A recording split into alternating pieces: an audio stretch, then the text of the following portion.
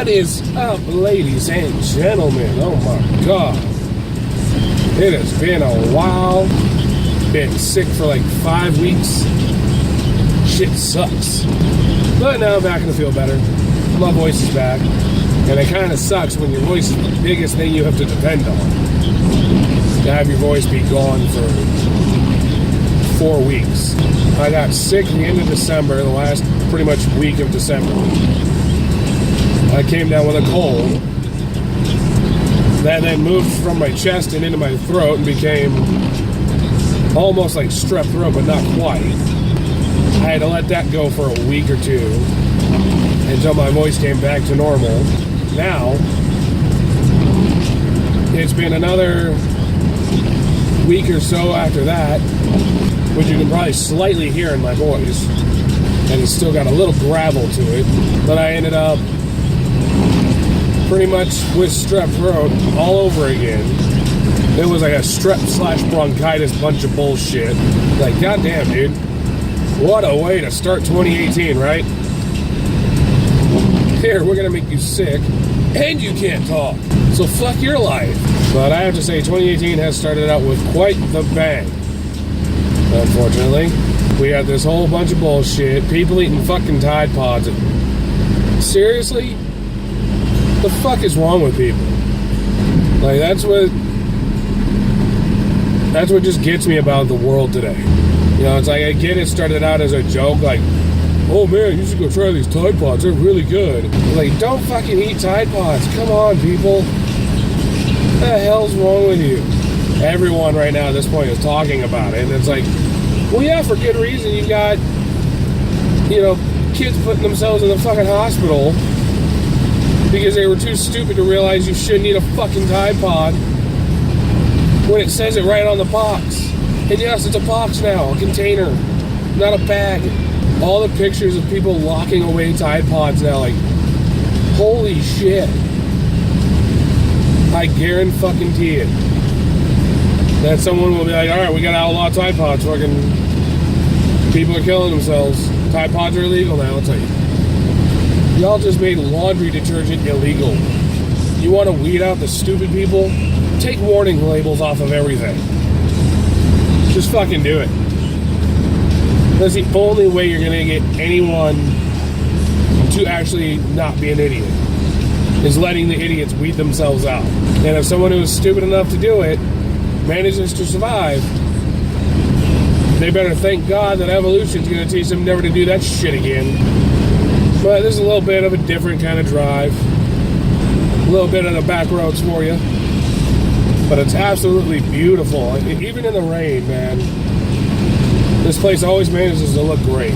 I just left Grants Pass, and now I'm heading back into home. That's about a half hour, 45-minute drive, depending on where you go and how fast you get there. Thankfully, so far, I haven't run into stupid shit. I did have, when I was on my way out, jackass riding my ass. It's like, dude, you don't want to ride my ass in the rain. Like, seriously. Like, that is my biggest pet peeve is someone taking, especially in conditions like this, it's raining, shit is wet, and it's cold, and it's just going to get colder, so you know this shit's going to end up turning icy. It's like, do not get up my ass. I get straight angry with it, dude. Like, I hate that crap. And it's mainly because I've been in 3 different wrecks. I used to have this old green Neon, which I've talked about in the past. And I probably even talked about the wrecks at some point. I don't know. I don't remember. My memory ain't that great. But I had this car. It was a little 96 Neon. Just a little beater to fucking, you know, go back and forth to work, do my daily driving. One day I had this phone charger. A little cigarette lighter phone charger. And the fuse had blown in it. I go into the hardware store, my local hardware store, to get a fuse for this cigarette lighter. or for this charger. I take and I waste like 5-10 minutes putting this fucking fuse in. Like, I take my sweet ass time. All I did was try to back out of a parking spot, man. That's all I tried to do. And I put it in, plug my phone in, works perfectly. I'm like, sweet, awesome. Like, I do the typical look, and I'm looking, and I look out, and I'm like, all right, there's one truck over here. I'm not going to back out towards him.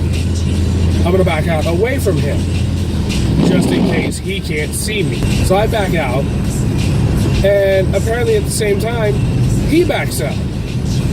But instead of being a genius and backing away from me, he backs up towards me. Mind you, it's the first accident I've ever been in solo.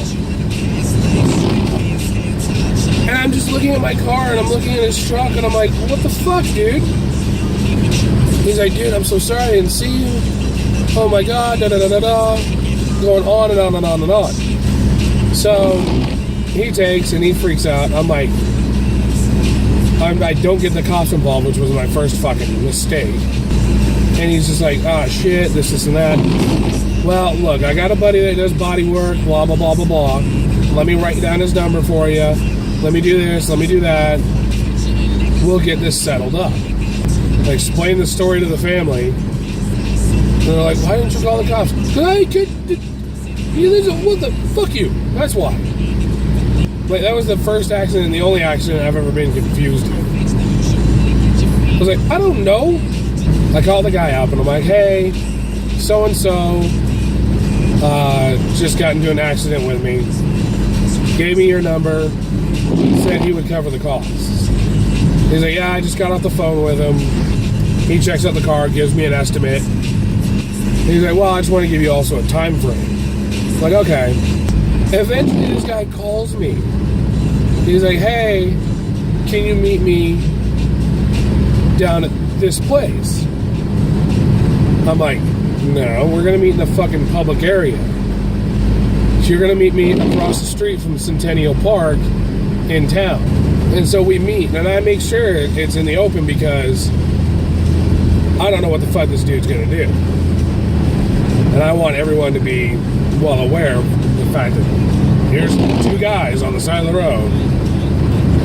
And he's like, well, how about we do a trade? I'm like, trade of what? He's like, well, I don't exactly have the money right now to do this. I go, gee, isn't that convenient?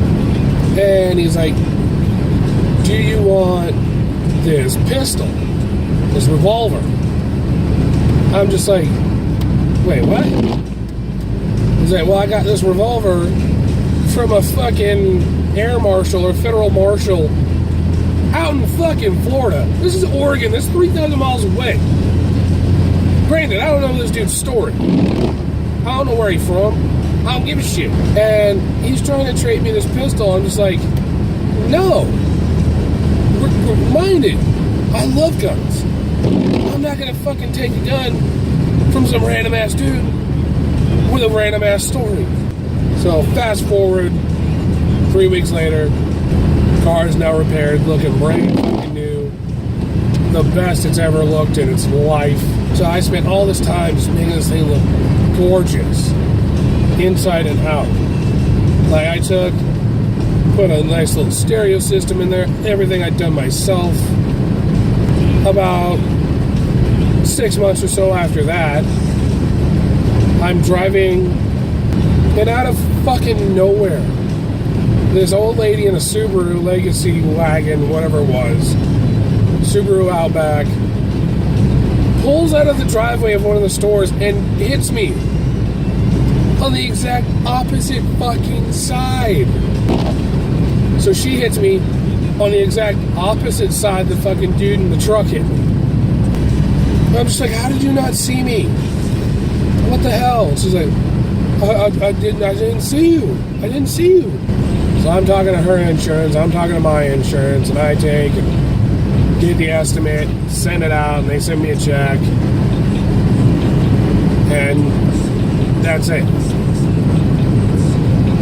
So fast forward to probably another 6 months.